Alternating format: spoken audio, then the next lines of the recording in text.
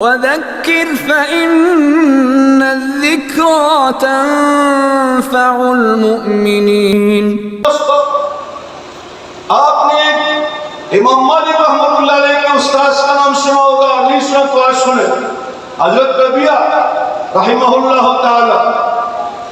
ان کے والد تھے فروخ، وہ مدینہ منورہ میں رہتے تھے۔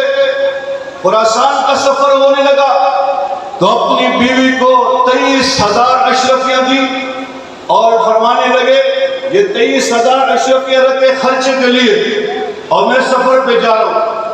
اور ان کی گھر والی جو حامل تھی، ان کے پیٹ میں بچہ تھا، چلے گئے۔ ان کا بچہ پیدا ہوا، ماں نے ان کی تربیت شروع کی، مسجد نبی میں ان کو دیا، وہاں نے تعلیم حاصل کی اور ایک بہت بڑے محدث بنے۔ محدث کیا؟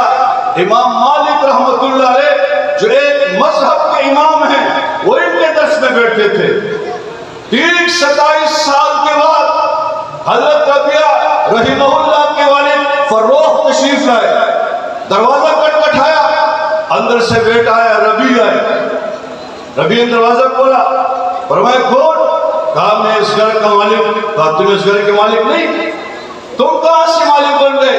اس کا تمہیں مالک۔ لوگ جمع ہو گئے، لوگوں نے کہا کیا ماں؟ کہا میں اس گھر کا مالک ہوں، یہ لڑکا مجھے اندر نہیں چھوڑ رہے۔ اندر سے اس کی گھر والی نے آواز سنی، آواز پہچانی، فرمانے لگی بیٹا ربیہ یہ تو آپ کا باپ اور میرا خاوند ہے، ان کو اندر آنے دو۔ جب اندر گئے ایک دوسرے سے معافی تلافی کی کہ ناراض نہ ہونا، میں نے آپ کو نہیں پہچانا۔ دوسرے فرمانے آپ بھی ناراض ہونا کہ میں نے آپ کو نہیں پہچانا۔ نماز کا وقت تھا تو حضرت فروخ نے فرمایا اپنی گھر والی سے وہ جو میں نے آپ کو 23,000 اشرفیاں دیے کہاں آپ نے خرچ کیا؟ اور نے کہا پہلے نماز پڑھ کے آؤ پھر حساب کتاب کریں گے۔ میں وہ صحیح جگہ پہ لگایا، صحیح جگہ نماز کے لیے گئے، نماز مسجد نبی میں نماز پڑھی گئی۔ نماز کے بعد ان کا بیٹا ربی درس کے لیے بیٹھ گیا، درس حدیث کے لیے، لیکن چونکہ انہوں نے جبہ پہنا ہوا اور اس کا پگڑی باندھی ہوئی تھی تو سمجھ میں نہیں آ رہا تھا کوئی کہ میرا بیٹا۔ تھوڑی ملاقات ہو گئی، درس سے فارغ ہونے کے بعد اس نے فروخ نے کسی سے پوچھا یہ کون ہے؟ تو انہوں نے کہا یہ فروخ کا بیٹا ربیہ ہے۔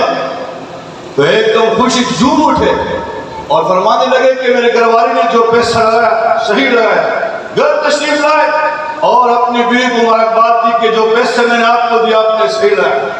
بیٹے فلم کس نے حاصل کرا ہے؟ ماں نے۔ تو میں آج کے اس مجمع میں آپ سے بھی کہنا چاہتا ہوں، آپ کے توسط سے دیگر محترم ساتھیوں سے بھی کہنا چاہتا ہوں کہ خدا کے واسطے اپنے اولاد کی تربیت کریں، توجہ دیں۔ ہمارے یہاں لوگ آتے ہیں استاذ کے پیچھے کہ آپ ان کی تربیت سے نہیں فرما رہے، گھریوں میں گھوم رہے، اس نے ابھی تک قاعدہ نہیں پڑھا، نازلہ ختم نہیں کیا، تم نے کیا وقت دیا ہے؟ تو میرے عزیز دوستو، یہ واقعہ ہمیں سمجھا رہا ہے کہ اولاد کے عالم بننے میں، اولاد کے حافظ بننے میں، اولاد